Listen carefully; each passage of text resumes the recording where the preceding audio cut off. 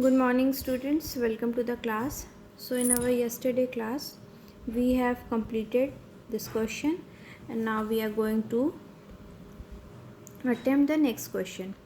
Distinguish between renewable and non-renewable resources. Natural resources can be classified as renewable and non-renewable resources. Major differences between these types of resources are as follow: renewable and non-renewable. These resources are renewed and replenished by nature in short span of time. These resources may not be replenished by nature or take very long geological time to be formed again. Most of the time these resources are inexhaustible, like solar energy, water, etc. These resources are exhausted after use ex fossil fuels, etc. Renewable resources can be divided into continuous or flow. Non-renewable can be divided into recyclable and non-recyclable. Okay. Now see the next question. That is your long question. Discuss resources classification on the basis of the status of development with their important features, or classify resources into groups on the basis of status of development. Explain the main features of each group. Resources are classified on the basis of status of development as given below. Potential resources are resources which are formed in a region but have not been utilized. The decision to utilize them is based on economic feasibility and its usefulness. Second, developed resources are resources which have been surveyed and their quality and quantity have been determined for utilization. The development of such resources depends on technology and level of their viability.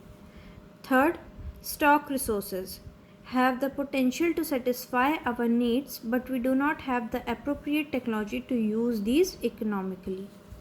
And fourth point, reserve resources can be put into use with the help of existing technical know-how, but their use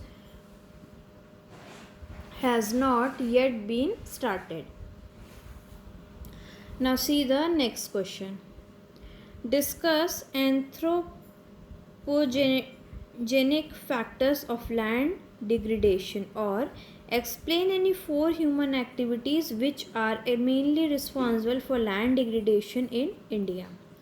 The human activities responsible for land degradation in India are deforestation due to mining activities in Jharkhand, Chhattisgarh, Madhya Pradesh and Odisha have caused severe land degradation. Mining sites are abandoned after evacuation work is completed, leaving deep scars. Second point, mineral processing like grinding of limestone for cement industry as well as calcite and soapstone. For ceramic industry generate huge quantities of dust which falls down on land. This retards the process of infiltration of water into the soil.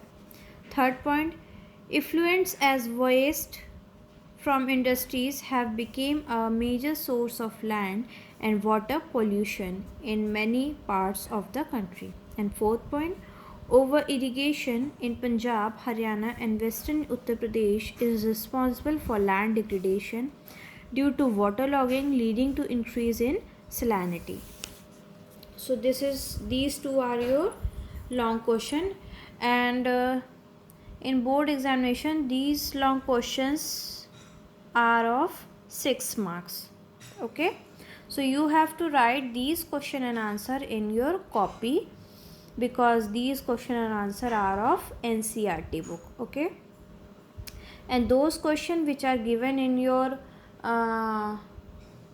book, that is from Balaji publication, you don't have to write those question and answer in your copy.